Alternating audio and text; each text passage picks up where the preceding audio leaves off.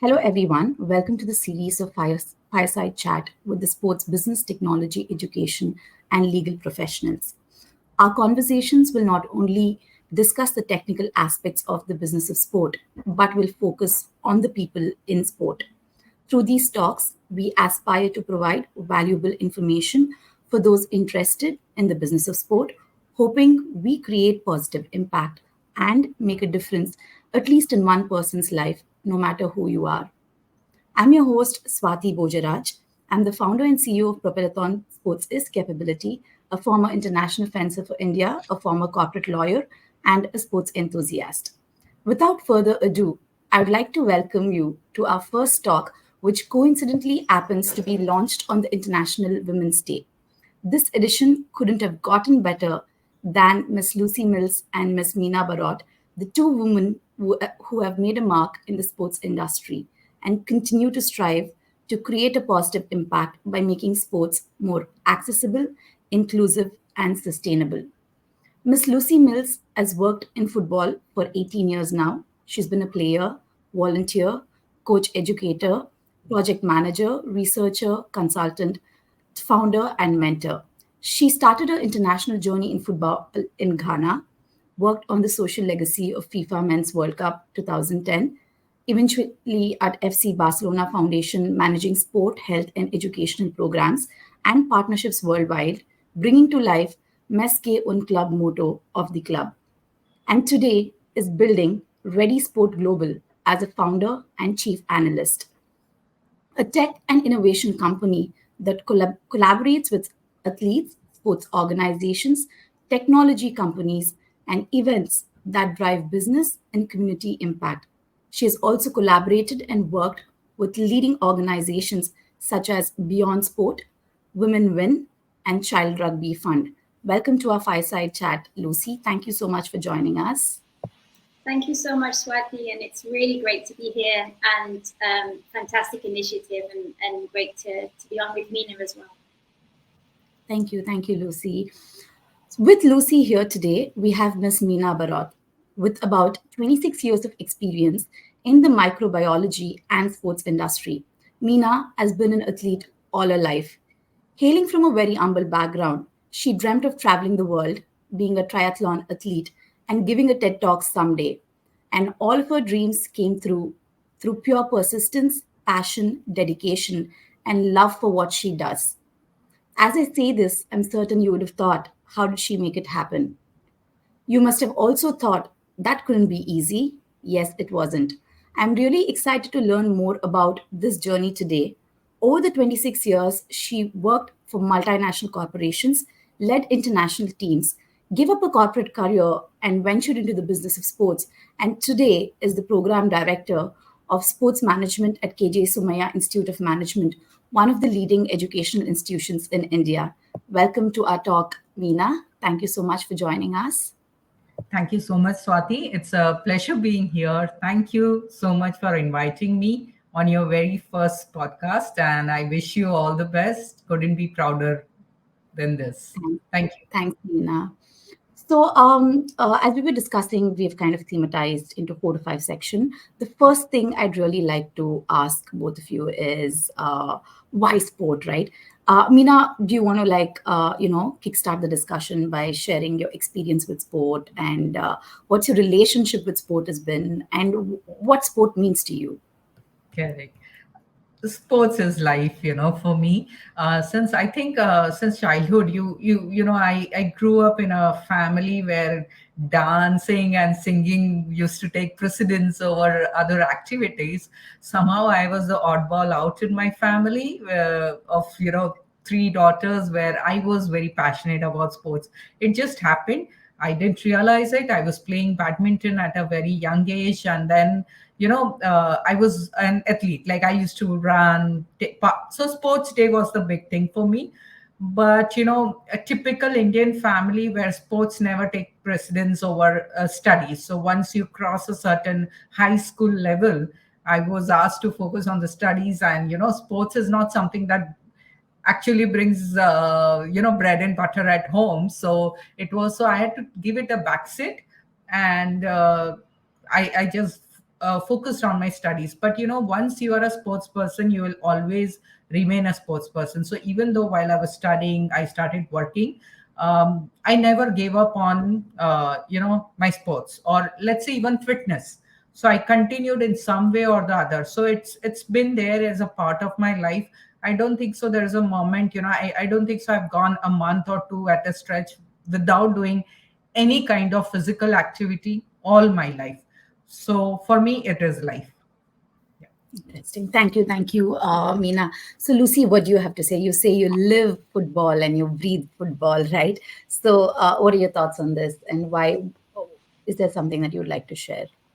Yeah, thanks, Swati. Very similar to Meena, really. So, so football has been my sport my whole life, but now we're working in lots of different sports, which is actually really refreshing. But growing up, I grew up in Yorkshire, in the UK.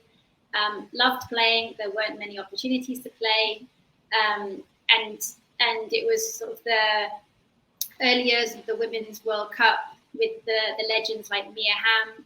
And even at 12 years old, I remember writing an essay at school about the fact that I was frustrated that I couldn't play football. So without putting the specific words in this particular phrase, but I feel like I've always been a sports feminist, and always saw sport as a space and a platform to fight for equal rights. And so this has been a defining theme throughout my whole life, whether in my personal life, whether in my professional life.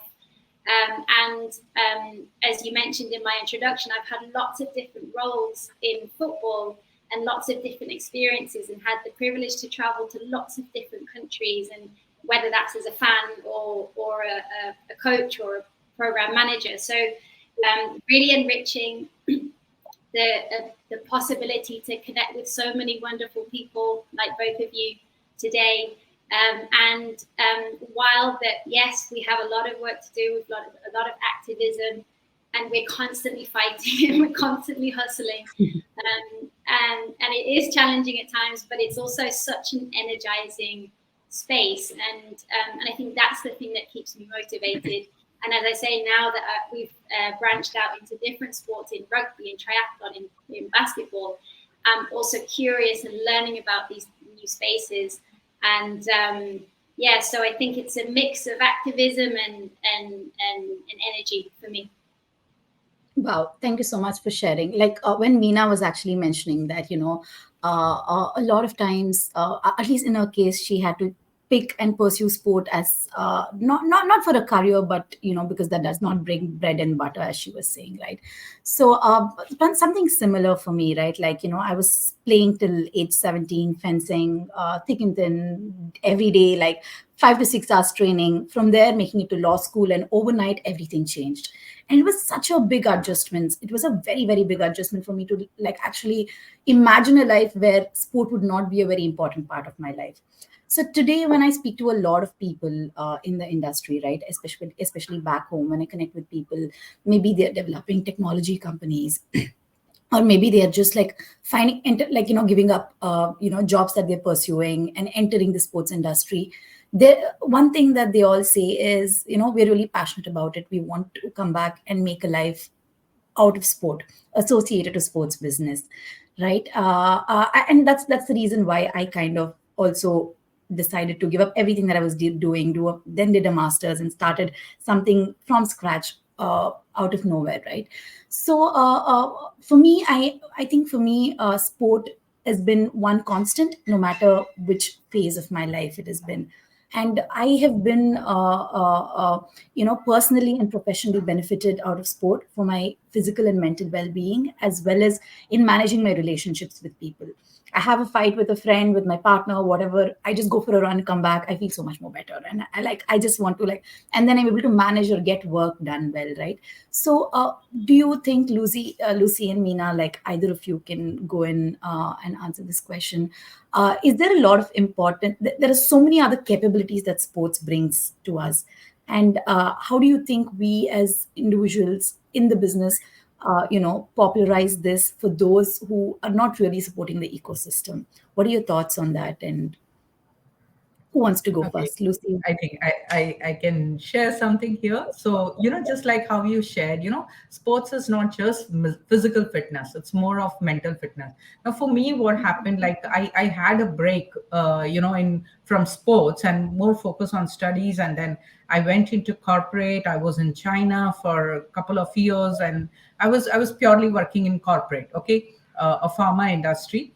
But as I said, I continued my fitness journey. But however, with all the corporate thing at such a position came a lot of amount of stress, and I developed something called as hypothyroidism, wherein you kind of put on a lot of weight, and it's nothing about it, but I don't feel comfortable because I was very unhealthy, and unhealthy in terms of I could not kind of even do day to day course chores. It was so difficult being in that situation. That's when slowly I said I have to get very active again, because I was leading a bit of sedentary life for a few months because of so much stress and all.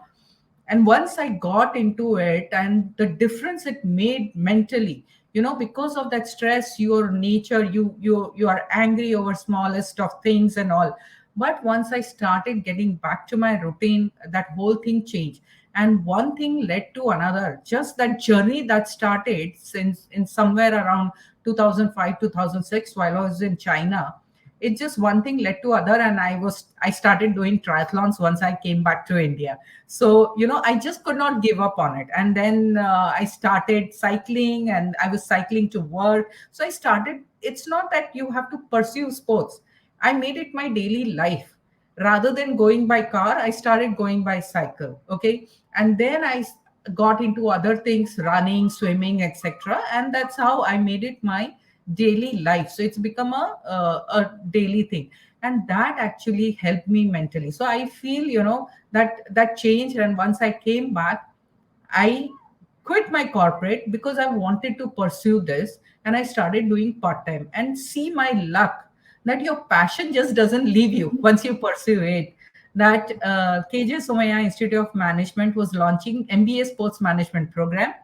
I applied to be a faculty there. Earlier, I was teaching in another management institute, regular faculty. I applied. I was picked up because of all my sporting things. And now I'm running the program. So, that was luck. So I am actually surrounded by sports, with this.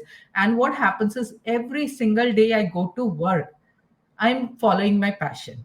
So it is something that it drives me, going to, it drives doing all kinds of work over there, because that's something what I'm passionate about. So this is what I would also like to give a message, that, sports is not just physical fitness, but the mental fitness or the strength it gives, to overcome difficult situation. That's how it helps. Thank you. Lucy, would you like to add anything? Yeah, so I'm fascinated by this topic about how we design sport-based programs and physical activity programs to be inclusive, to work around the different realities of different people's lives. And because often actually so many people have traumatic experiences, they're excluded, they have childhood memories, and it's just not okay to just throw a ball out onto a pitch and expect everybody to fully participate, enjoy, and because as designers of sports-based activities, we have to understand where people are coming from, the prior experiences they've had, the environment that we create, the coaching we give. There are so many different mechanisms and thoughtfulness and intentional design that go into creating positive sport and physical activity programs for people. And so this is a lot of the work that we did at the foundation at FC Barcelona. It's a lot of the work that we did, as you were saying, around the 2010 FIFA Men's World Cup, which was about, okay, football in this case is one of the biggest global sports, but it's also a sport that's really, really exclusionary. And people of different identity characteristics are marginalized or excluded or sidelined or bullied or harassed. And so there's a lot of people that if I talk to them and I say I'm working in football, they're just like, oh, because they've had a really negative experience of it. So I think we working in sport, we're obsessed with sport. Probably had positive experiences somehow playing the sport or working in the sport, but that's not the case for everybody. So I think, and this is why we often deploy human-centered design when we're designing sports activities, because it recognizes the differing abilities, realities, needs of lots of different types of people. And then you can intentionally design activities that it doesn't matter the ability or the age or the size or the whatever. So I'm really, really curious about this, and particularly when you're not talking about the professional level, you're talking about access for everybody and everybody connecting with sport on a human level, because sport is essentially, it's about people and it's for people. And I think that sometimes gets lost, particularly in the sort of sport business side of things. Yes, yes. I completely resonate with what you're saying, Lucy and Meena. So, in fact, Meena addressed these aspects of, mental wellness, which also you spoke about childhood trauma and other experiences that people come with, and how do you curtail a program for that, right? So, when I was doing my research, in fact, Meena has given a TED talk. So in her TED talk, she speaks about her experience when she went on to be a triathlon participant the first time, right? She set a goal for 4 years to train. And then I guess in 2016, when she wanted to do, the year was full of surprises, full of surprises. And do you want to share that year of surprises, including when you went for a Yeah. swim on the trial day and you were Correct, pulled out? correct. And how did You you, know, how you did you know, overcome that, Meena? How did you overcome that? And what yeah. made you So finally finish? okay, so I mean, I'll just share it briefly. It's there on TED Talks, but what happened is that when you have determined to do something, you really want to do something, there will be obstacles. So something or the other, and I had prepared for 4 years, and it was right in the beginning of 2016. I started getting injury one after the other, and I had to stop first running. Then I was focusing on cycling, and then I got injured. I actually fell down, and again I had to stop, and this was happening just 2 or 3 months before my event. And swimming is something that I still have a phobia, even on the in the swimming pool, and I had to swim in the open water. But that determination was there that I have to do it. So even on the last previous day of the triathlon or the Ironman event that I did in Budapest, I was like, I was almost drowning, and somebody had to pull me out of the water. And they said that, I mean, how are you going to do it?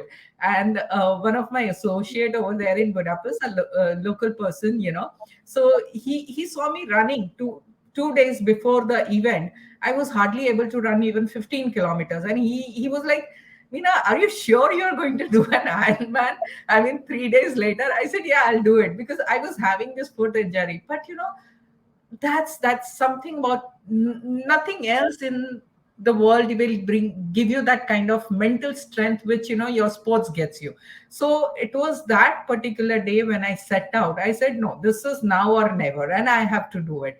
So I still remember this particular, his name is Robert. So Robert came towards the last leg of triathlon, and he was thinking that I must have retired, and I wouldn't have completed it. And suddenly he saw me running on the track, and he asked me, which loop is it? And we had to do this loops of 5 kilometers. So practically for a 21 kilometer, I had to do 4 loops plus 1 kilometer, right? And I said, this is my third loop. And he was surprised. He says, how did you manage? Because he saw me, I was not able to just do a simple run a few days back. But at that particular day, I decided. So for me, this is what sports is all about. And I think you will hear a lot of stories, lot of athletes who have faced problems, but it is during that B day they overcome this problem. And this kind of attitude does not just help you in sports per se, but what I feel is it is in life. Because we are going to face challenges, right? And we are going to face a lot of problems. But when we develop this attitude, we will say, okay, fine, the problem is there for some moment, we will be down. But again, we have this thing that, okay, I have to get up and get going. This is not going to take me down. So this is the spirit. Sports teaches you failures, how to handle failures. That's something, you don't get it anywhere else. So you are very strong mentally. And for me, as I repeatedly tell, and I tell all my friends, family members, you want to be mentally strong, do some sport. Because physical fitness you can get anywhere, but it is the sports. And when I say sports, I don't mean a professional sports, just sheer fitness, like how Swati mentioned, run. I also do that, Swati. Whenever I get upset, my only let out is going for a run. And after that, I come back feeling like absolutely fresh. So Yeah. anything that's regular, be active, it's going to help you. Thank you, thank you. So, Lucy, one of the things Meena mentioned, and which kind of struck, was the fact that if you are determined, no matter where you are and what the situation is, you can go ahead and do it, right? For you, I remember one of the conversations that we were having long ago. I asked you, how did you happen to come into the business of sport, right? Like, whether it was by choice or coincidental, and how did you end up in FC Barcelona? Did you have to speak Catalan? Did you have to speak Spanish? And I know you're fluent in Spanish and Catalan as well. And it must have been really challenging it, and working for from Ghana to World Cup to Barca to today to Ready. Like, there are so many different roles that you've played, and each of them must have been challenging, especially even, or maybe I am wrong if in the statement that I'm about to make, and I hope I am, when I say, is it challenging to be a woman in the business of sport, which is even today filled with many male professionals? So and how do you manage that? Just wanted to see your thoughts. Yeah, thanks. So I've had a number of different roles in football. At FC Barcelona, for example, really supportive. As a woman working there, it's a club that has very strong values. You talked about it in the introduction, and the women's team. I was there actually in 2018, and just a really nice anecdote to give you, just to demonstrate the sheer growth of the women's game, football, soccer, in the past few years, which coincided with the time that I was there. So in 2018, the women's team played in a stadium next to Camp Nou called Mini Estadi. Yeah. And the games, for example, there's a game at 6 p.m. and it'd be a Wednesday, and I would look at my watch, like close my laptop and be like, right, okay, I'm going to walk over and watch the game. And I just walk across the road, no real security, ticketing, nothing. Yeah. Just go into the stadium, and empty stadium, and sit on a bench and I don't know, 100 other people, and watch the game. And then in my final season working there, this is with just the investment and the attention and the integration of the women's team within the bigger infrastructure, and Camp Nou, the main stadium next door, had sellout crowds, 90,000+ people watching the Women's Champions League games, watching El Clasico against Real Madrid. And so just being on the inside in a really special club with the trajectory of the women's team was really special. I would say that I've been in previous roles where I've been the only woman on the senior management team. I've been in situations where I felt weird.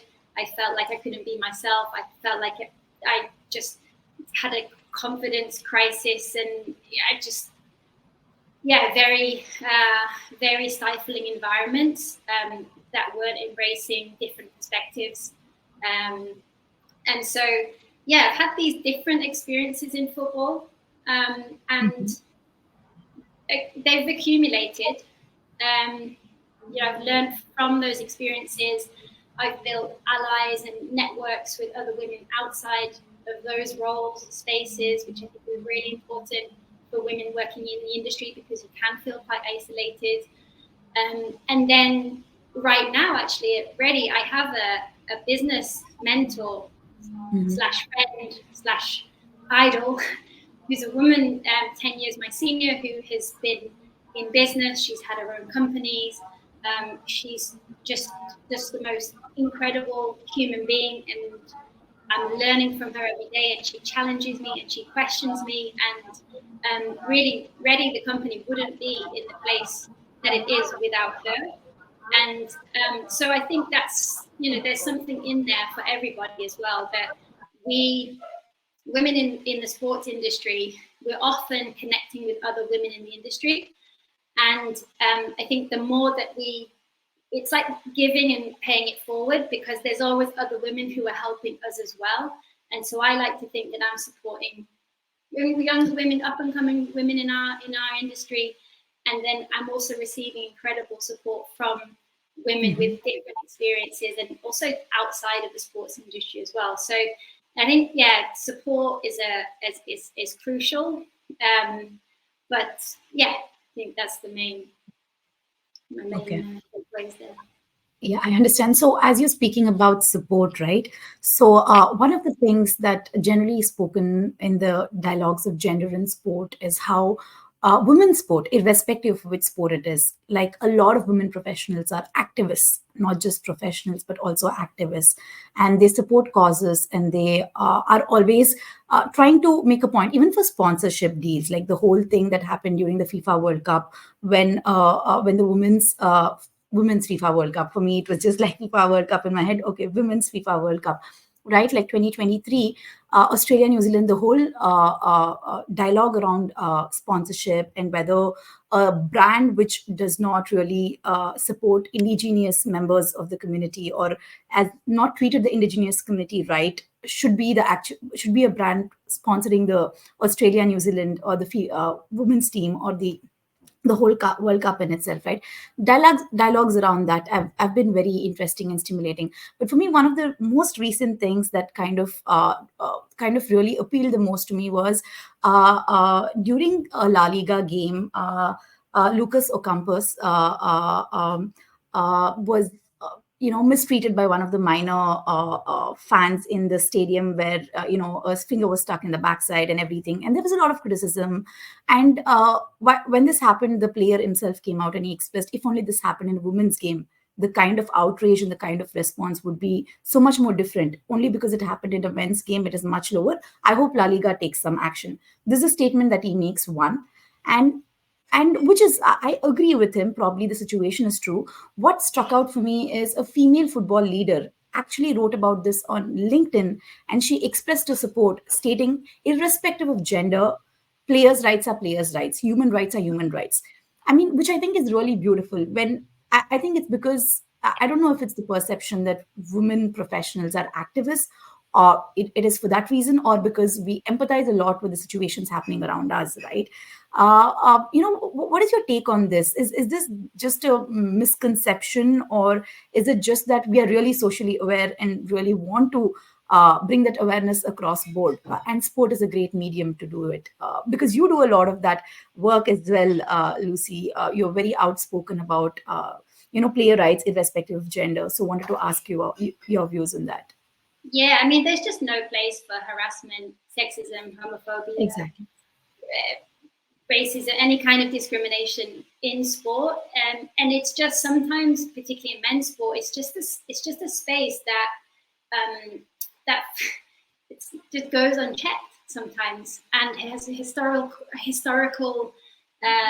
behaviors that are just lingering and are not appropriate in today's world, or any kind of world. So I think women's sport, maybe because of where it came from, in that it's always had to overcome challenges, and really has grown, no thanks to men's sport, and is really, really community minded, and players have had to really voice and vocalize what they need, and whether that's around injuries, whether that's around maternity leave, whether that's around fair payment conditions, whether that's fans of women's sports wanting to have more access to see, to engage, to view, so it's driven from passion for the sport. And I think now that women's sport has become mainstream, there's a lot of talk in sports business about it being a unique product. And I think that's great, and so it attracts the kinds of brands and the kinds of partners and the kinds of people in the stadium and all of that. But that's not to say that there's not an opportunity to positively influence some of these vile things that are happening in the men's game, and also just, I think, both kind of versions of the sport supporting each other to just be better for everybody. So yeah, I think it was great that player came out, and I mean, it's just wrong. We shouldn't be seeing that anyway. Yes, and, yes. And it's great that again a woman player supported that too. So. Yeah. So one of my favorite comments that I came across as I was researching about both of you is equality is rising tide that lifts all boats. It's on the website of Lewes Football Club, right? So I know, Lucy, you are a owner and also board of director, member of a director of the club. So, and it is also popular to be one of the first football clubs in the world which provides equal treatment for male and female players. Like, equal treatment in all aspects, right? From pay to facilities to training to everything else. So, would you like to share a little bit about this project? And I know it's a community-driven project, and it's a community-owned football club. To our viewers and to anybody else who wants to learn about this model of business, which is growing of community-owned football clubs, like which sends a great message. Would you like to share a little bit about this? And yes, of course. So the club is called Lewes F.C, and it's in the south of England near Brighton, and it's a historical club. And yeah, the club kind of made the news and also set itself apart from the wider football industry by announcing quite a number of years ago now that it was going to divide its resources equally, as you were saying. So equal playing budgets. And it's just amazing that this is so revolutionary. Yeah. It's 2024, but it's not only that. It's that yes, it's community owned in the sense that there are around 2,500 people worldwide who have a share in this community interest club, which the likes of Barca, and there are other clubs with different sizes, and there are many fan-owned models out there which are really interesting to look at. But I think the club also uses that platform and positioning it's one of the few clubs, I think, that where you see really coherent and embedded social impact. So in the work that it's doing in the stadium and the work that it's doing in the community, and the type of stuff happening with the players, and whether that's getting involved in the Vegan January initiative last month, or doing stuff around sustainability with the urban garden, or writing and getting signatures and lobbying the government for better prize money in the domestic league. So it's an activist club, and it's not shy. It doesn't shy away from that.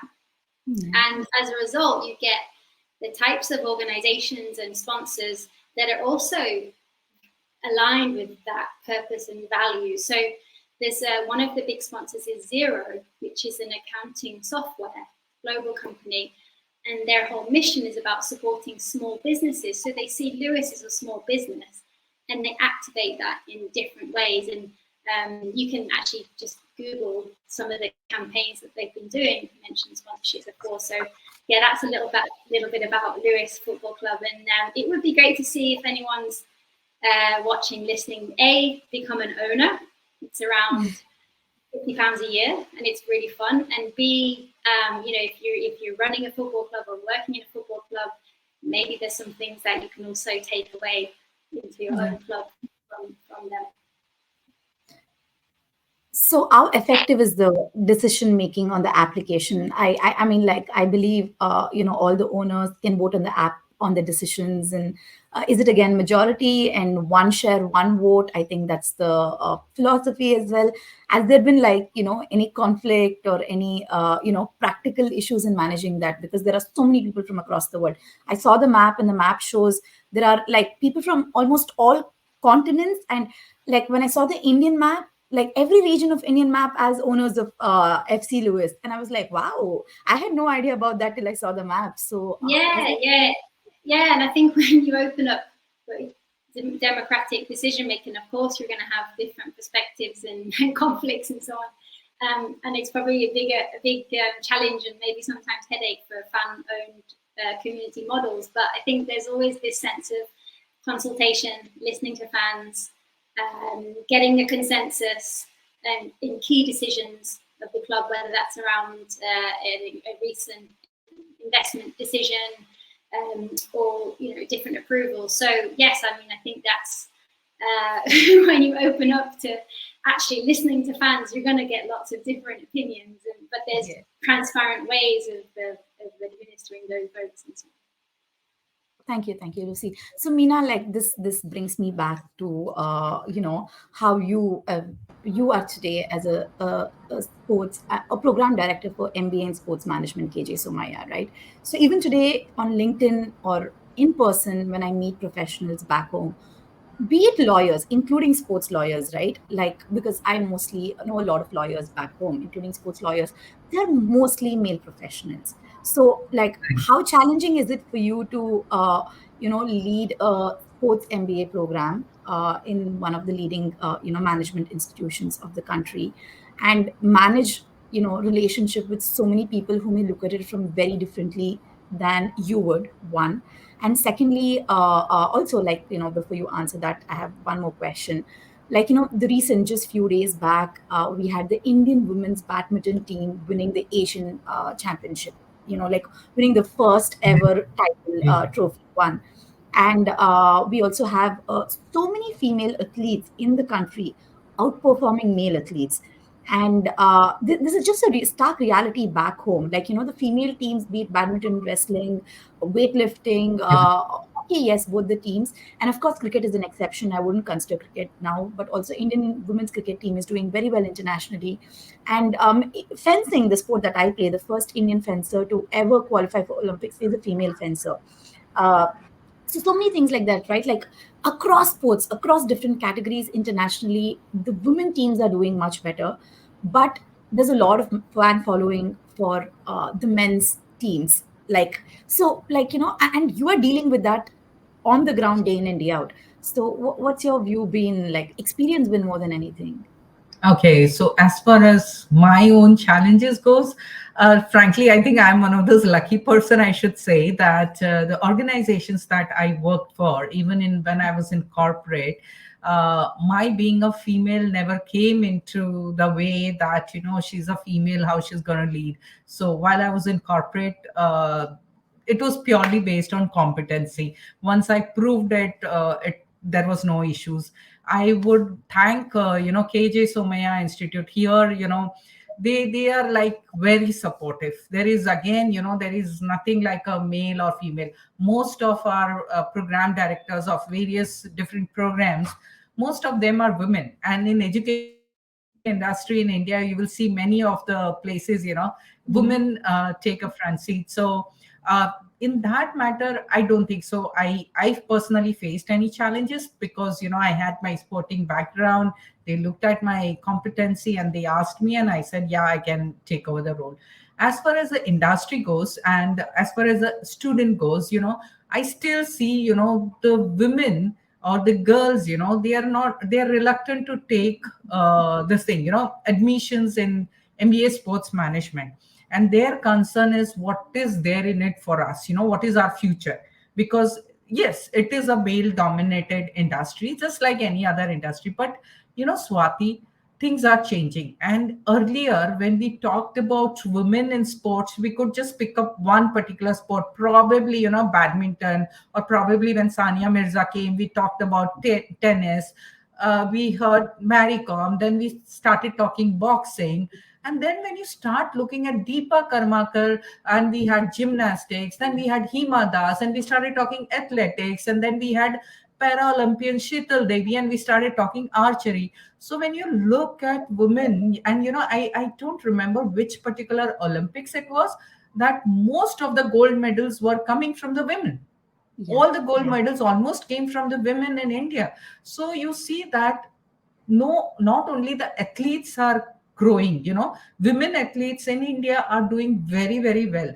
Now, considering that, there is a lot of need for women in sports business. Okay. And Yes. whenever I come across girls, I try to tell them.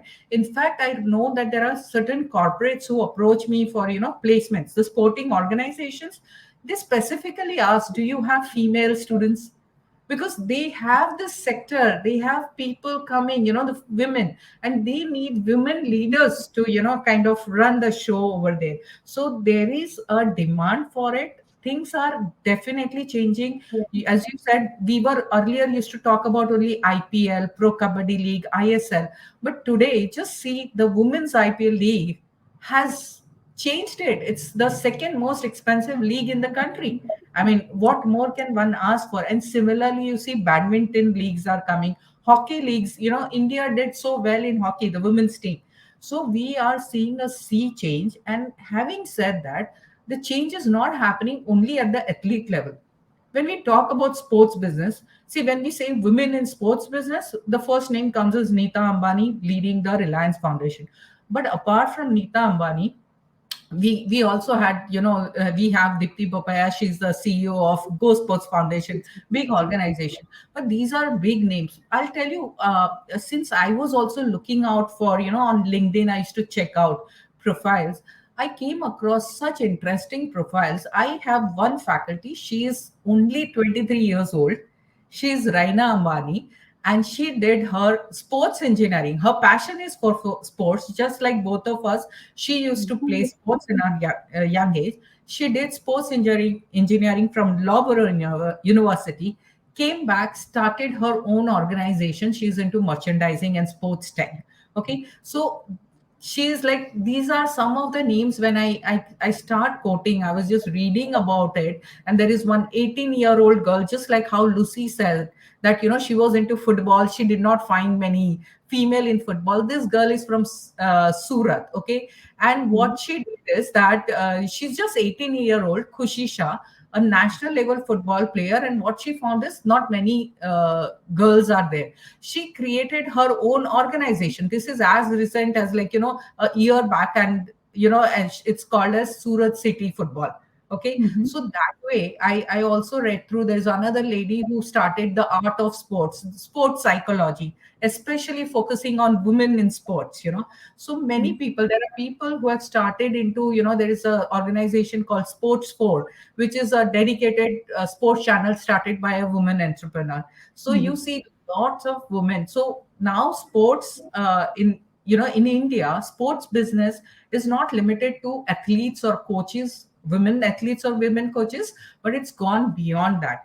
And I think the very fact that the three of us are having a conversation here with that passion for sports and in diverse industries, that we are, it's picking up really well. And there's a lot of potential in this industry. Yes. Thank you for sharing all of this, Meena. So, one thing that I'd like to share with both of you, right? So, a few years ago, when I was working for Infosys Limited as a in-house counsel, so I had an opportunity to organize, actually, rather work with the general counsel Inderpreet Sani. Inderpreet Sani is one of the global leaders in the technology space, and she's a lawyer, right? So, she just randomly like sent an email and said, "Hey, I'm working on this. Would you like to help me out with this?" I was like, "Yeah, sure." Then I was like, "What is it?" So she was interviewing Miss uh, Zia Modi for a Women's Day chat. And one of the first things she said is, I know it's International Women's Day. I know we're two leading lawyers of the country and the world sitting and discussing. We do not want the topic of gender coming in. We do not want the topic of gender coming in. It has to be a discussion where two professionals sitting together having a chat about their work. And if the audience comes up with a question, or if anybody else comes up with a question, and during the discussion, if at all the aspect of gender comes in, happy to discuss about it. Otherwise, it has to be purely a discussion between two professionals, irrespective of gender, which is amazing, which is really amazing, right? Like, which is also very, very true. And like, when I was also preparing questions for today's talk, I kept thinking, why do I have so many questions about gender and sport?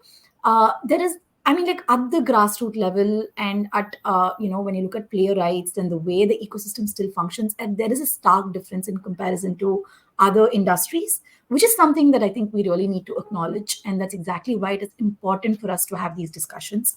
If not for it, I don't think we would really have so much thought and so much discussion around these topics. So, and also given that it's going to be launched on International Women's Day, might as well speak a little about, generally what are the things that we're struggling or, going through as a community together, right? So that's where this is coming from. So without taking much more time, there's so much more I want to ask you all.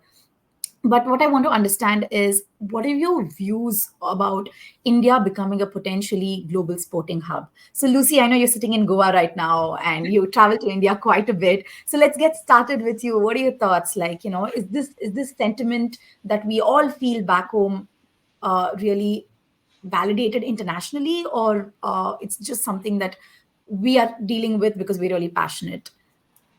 It's so first of all, I've had a number of Indian students in some of the courses that I've delivered. So in Spain, in France, in the UK, and they've left India and they've come to Europe to study sports management, sports business, or football business, or something like that. And I'm always blown away by the Indian students in my class, and there's a look that I felt like there's a sentiment of, we know the industry is growing, we want to equip ourselves, we want to get experience and global networks and learnings, and then take them back to India. A lot of students say that to me. And then the other thing that surprises me about the Indian students in particular, in like a positive stereotypical way, is that many of the students, they connect with me when the module is finished or when the course is finished. Yeah. They reach out to me. They can I get your advice? Can we have a conversation? Do you know anyone on this? So there's a real, and I love that, because that, and I work with a lot of students, a lot of different nationalities and levels, and that kind of sentiment of networking, learning, curiosity, staying ahead of the curve, sharing their own experiences, and feeling like, okay, as a 22-year-old, I have something to offer and value, which they really do. The way that the sports industry is so digitalized and so on. So I'm always really, really pleasantly surprised by the Indian students, and I know that there's a few of them have actually gone back to India, and I would say probably there's more opportunity because it feels like it's growing in opportunity, like what Meena was saying.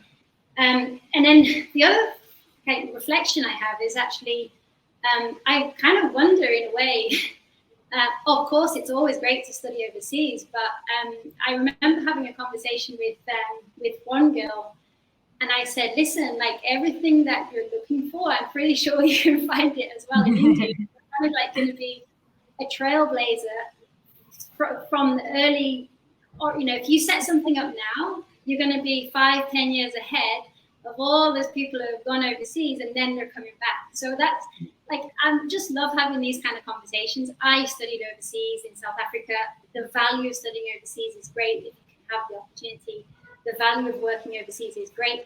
But I think there's also something to be said about, there's a lot of really positive movement and initiatives happening in India as well. So you're probably going to get more and more people coming to India to have that exposure and experience and work opportunity as well. So yeah, positive. And when I was here about a year ago, I went to see FC Goa and FC Goa Foundation, brilliant young woman Ishita, who's at the heart of it, and saw some of the work that she's doing with girls football. And yeah, just brilliant. Like that, one example of the millions that, and even Meena referenced a few as well. So my experience. So what about you, Meena? You're there on the ground, and also I understand, I think you also attended the IOC conference that happened in Bombay. So, Yes. how was the Okay. experience like literally sitting there and bidding for the 2036 Olympics and Yeah. having the the government's backing with the prime minister there and like making a public announcement and all of that. Like, what was the emotion? And do you think like outside of the conference, like when you meet people in real life, like outside of the conference and like at the grassroots levels, different people that you work with, is this emotion resonated? What are your thoughts? Like, or is it Absolutely. just an emotion, or is there like something more credible or more concrete evidence than emotion? That's something that I'd like to ask you. So, I mean, thank you so much for, knowing about this IOC thing that I've attended, Swati. That was, of course, phenomenal. Like, it's just seeing all the delegates of 180 countries coming in there and then listening to our Honorable Prime Minister. I mean, that was fantastic moment, to see we could host this level of kind of event in our country. And there is positivity about it, but you rightly said, is it just an emotion, or is there anything backing that? So let me tell you, like, when I heard that, I was just going through what are we doing as a country. Of course government is backing that we are bidding for 2036 Olympics, but are we really ready for it? And there are three areas, where very key areas where government is doing a lot. Now let's say first thing is sporting events. Are we capable of organizing different kind of sporting events? And you will see in the last couple of years post COVID, we've had AFC championship organized in our country. We had FIFA under 17. We had chess world olympiad, which was organized in Chennai. So there are many events, and if you look at the lineup of events being organized in India in the 2024 itself, I mean, which is like a public domain, it is available. We are not just talking about cricket now. We're talking about badminton events. We're talking about hockey. We are talking about football. We're talking about our own Grand Prix, that is, MotoGP Grand Prix. So we are, and it is all lined up for 2024. So one thing is there that we are organizing a lot of events. So that's where, it's not just something that out of the blue somebody has thought we'll bid for Olympics and we just go ahead with Olympics. So we are trying to do that at international level.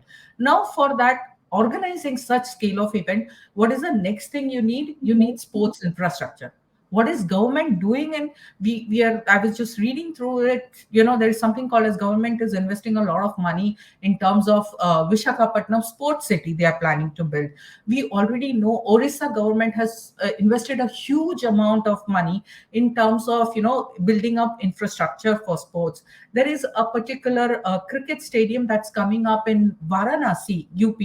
I was also surprised to see that there is some building construction development going on in Bihar, Rajgiri, where they are building up a complex. Okay, so it's not just that we are hosting. So in the build up to Olympics, we are also working on it. So today, if you see, many of the projects are supposed to get over in 2024 or 2025. There are some 5 6 top line projects in terms of infrastructure. Now what is the third thing? See, when you are bidding for Olympics, you need to have, see, we are a sporting nation, but we are not that crazy sports. So how do you develop the interest in sports? It has to come from grassroots levels. And Swati, you being Indian, you know that in India the parents had always the focus on education first, okay, sports later. But what is happening now, there are some sports schools that have come up. So many of the athletes, they have started their own schools with fantastic infrastructure. Now you can, we can call, the Sehwag has come up with his own school. We have Bhaichang Bhutia school of, Yes. sports school. There are a lot of Jindal sports schools. So there are a lot of Mhm. sports schools. We have Bangalore FC soccer schools. Okay, so what they do is they provide infrastructure, they provide training. Now having said that, let me just come back home. That is my own institute. We are located in the heart of Mumbai with a huge area, and we also have something called a Somaya Sports Academy. So when Mhm. we are doing MBA sports management, we also have the entire infrastructure right in the heart of Mumbai. So that what happens, that it's not that we just wanted to added one particular, program into our kitty. We have a Yeah. lot of programs going on, but this was very strategic. We have the complete infrastructure. Now when we take admissions of students, we take like both athletes and non-athletes, and they can practice. So what has happened is, when I say, when you asked about IOC did not just happen out of the blue that, okay, fine, we are bidding for Olympics. But there is a complete behind the scenes operations that's happening.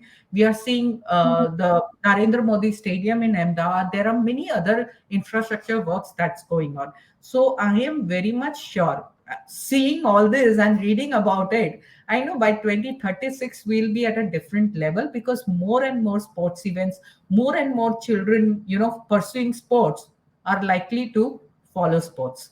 So that's about the sporting hub, and there could not be a better time for a sporting industry than now in India. And rightly, what like Lucy said, instead of looking abroad for opportunities on sporting industry, it's time that you start looking back home, because there's going to lots is going to happen. And in fact, we will be having a lot of international expertise coming over here to help us out in our own sporting industry. So that's my take on this. Yes. Thank you, Meena. Thank you so much. So, I think we'll wind up with one last question. And Lucy, I'd like to ask you this question. So, while Meena is in the academic scenes of India and leading a sports management program, and has multiple times and multiple occasions expressed her opinion regarding the opportunities in the business of sport for sports management students, right? Lucy, I'd like to ask you, like, one, what does education in sport really mean? And how do you convert that education, use that education and convert it into a profession, through which you can earn your means of living, right? I think that's very important for a lot of younger people who are looking to enter the industry, whether in India or outside of India. I think the principle remains the same across board. That's at least my perception and viewpoint. And how does Ready fit in all of this? Because you are in the creating the community through education, through Ready, right? How does Ready fit in all of this? So I'd like for you to share your thoughts on this.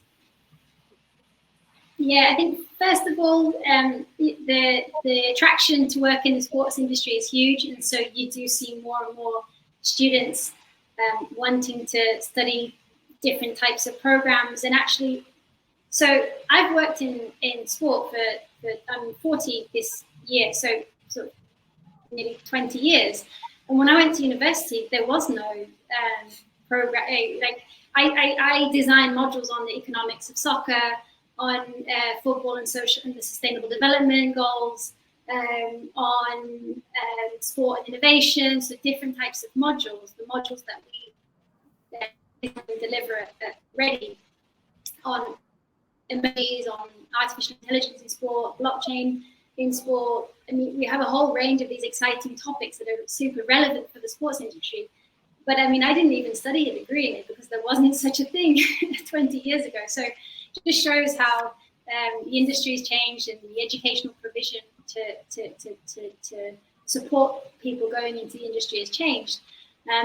That said, I don't think that the educational content is the only thing that young people really need to be concerned about, right? Just like getting the grades, but actually there's so many transferable skills for the sports industry. And actually, if you think about any type of job around the world, whether that's from marketing, business, lawyer, operations, leadership, teaching, you name it, you can find a job like that in sports. So you might actually come from a completely different background, but have the willingness to look at how my skill set or education is transferable in the industry. And so if I think either you're part of a sports program or you're part of a different background, but really it's getting that exposure, getting the experience, learning from other people, and networking, and trying to do what you can to get exposure to that part of the industry that you're looking for. And many of the sports programs now, they have industry professionals teaching, giving guest lectures or delivering components, because the curricula, yes, is an academic side of things, but it's often grounded in real world case studies and business case studies, and that are updated they're so quickly changing. So if you're a student and you have the opportunity to have an industry professional coming in, then you must do your best to try to stay connected with them and make them part of your bigger network. And then what we do at Ready, so we found that within a lot of these programs and degrees and courses, we found that there's a dominance to looking at men's professional sport. And so what we do is, if we're looking at social impact, we're looking at emerging technologies, we apply that through the lens of women's sport. And we sometimes have specific initiatives that target women working in the industry as well. Mm-hmm. We also try to make everything we do super affordable and very kind of low cost or often free to people interested in the industry, because again, sometimes the cost factor of these programs is also a barrier to learning. So that's what we're doing at Ready, and I think, like everything, learning and education is at the heart. So you can have all the great technologies and the great ticketing systems and the great fan engagement systems, but if there's only one person in the organization or the club or the federation that really knows what it is, it's not going to have full buy-in, and you're not going to be able to use it in a really good sense for your commercial or your community strategy. So I think a final point on that is that if you're a young person who is curious about the technologies that are impacting and being implemented in the sports industry today, you've got a big step ahead advantage. And so, keep with that curiosity, because the industry is changing so much, and technology is underpinning a lot of that change. And so this is where young people particularly have a really good advantage. I actually have some teammates who have worked on events or have written course material, and they're 21, 22 years old, and they have the most amazing knowledge. Yes.